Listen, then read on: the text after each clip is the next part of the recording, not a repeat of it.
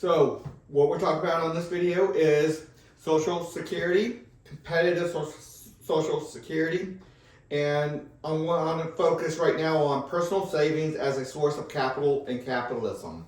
So right now, Social Security, the one monopoly system we currently have, stops a major source of capital in this country. Our country's capitalism, free enterprise capitalism, and the current monopoly Social Security is a major source of taking capital out of the system, and that is a very bad thing. So here's the overall bullet points, but this is roughly half. If not, this is just a small version of the overall bullet points that you can find on my website about this. We'll go over these in a second. Social Security and Medicare tax. If people were able to save in their own IRA, own retirement account, the 7.65% plus the company's match of 7.65%, or a total of 15.3% of their income into an IRA, that would be huge. So let's talk about that. The amount of money your company has to pay you or pay on your behalf for you working to the government to be put into the IRA, to put into the Social Security and Medicare system is 15.3% of what you earn. So 15.3% of what you earn needs to go into the government under Medicare and Social Security. But if they were not in charge, if they did not take that, and you could put that money into a IRA, and let's say you had to, put into your own retirement fund, that would be huge on the amount of capital we have in the capitalist system. Capital is used for a lot of different things. Let's go over it. The current pay-as-you-go system does not save any money. It gets paid directly out. The little bit that used to go into the government get government as to pay off some of the government debt is now being reversed, and we are taking a lot more money out of the government debt to start funding Medicare and Social Security. A little bit was saved, but that is being depleted rapidly, and pretty soon, after that's gone, they're just start taking more and more debt out, causing inflation to rise rapidly. Social Security and Medicare tax. That capital could be used to start new businesses or expanding existing ones. Anything you could think of that might need a loan, whether it's car loan, home loan, business loans, anything that needs that is what that source of capital could be funding. And obviously, the more funds you have available, the lower interest rates you can get for those funds. I mean, get for those funds when you start a new business or your home loan. You obviously know that when you have a home loan of a certain amount of a house or whatever, that a 1% decrease in interest rates could be tremendously impactful on your monthly payments and how long you have to pay that loan off and the like. So it's big. Capitalism runs on capital, so retirement savings is capital. That's what that is. But under Social Security, it's not capital anymore. It is pay-as-you-go system. It's not there. So that takes away a major source of capital in our capitalist system. So what is competitive Social Security? Where every person selects a retirement system.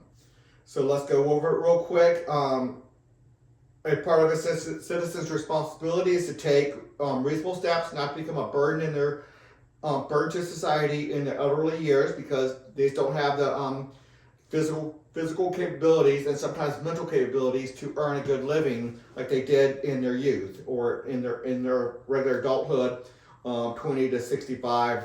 Obviously, there's some people that can keep on earning money, but a lot of people, when they're 65 and older, their physical and their mental abilities go a little bit, and their ability to make money is not there. So they could become a burden on society without making sure that they are saving. But to have a monopoly system on that is not the best. So we want to have a competitive system. You do have to belong to one of them, and some of them can be totally capitalist, totally free enterprise. You have your private accounts. They just there will be a forced system where you have to save a certain amount of money. It's still under your control and everything, but you cannot do certain things until you reach your elderly years. At least a percentage of that, similar to what it is with Social Security now. Obviously, we have Social Security, plus they advocate that you have a personal IRA, so you have both. But so I'm only talking here about a percentage of your retirement funds. It should be a lot more than what the minimum is, but the minimum needs to be there so you're not becoming a burden on society, or as much of a burden on society. So after proper legislation, about a dozen Social Security type systems will emerge, and I want to do a constitutional amendment on that. Each system needs to have more than 5% of citizens, just so there's reasons for that.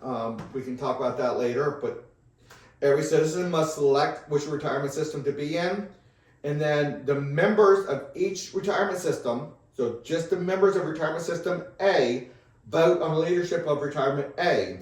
So you only vote on the leadership of your retirement system within your membership. Each retirement system only governs their members. That's huge, huge.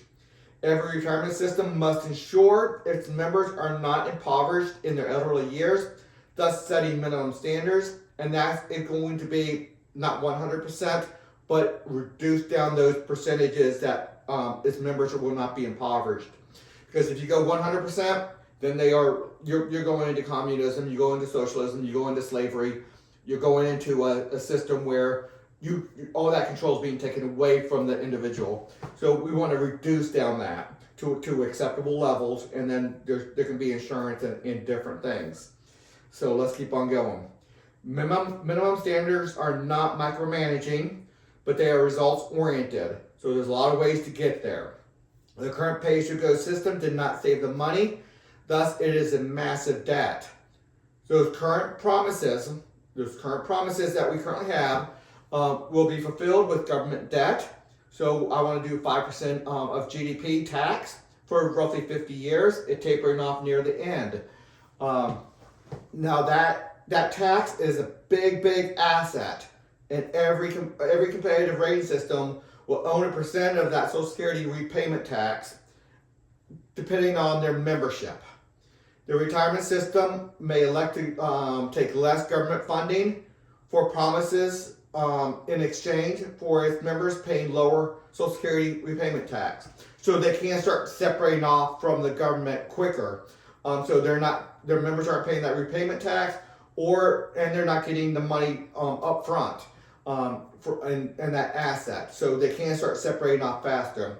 Okay, that's it for this video. Everything's easy to find at Haley2024.org. It is about everything about competitive governance over there. Please consider a donation, and until the next video.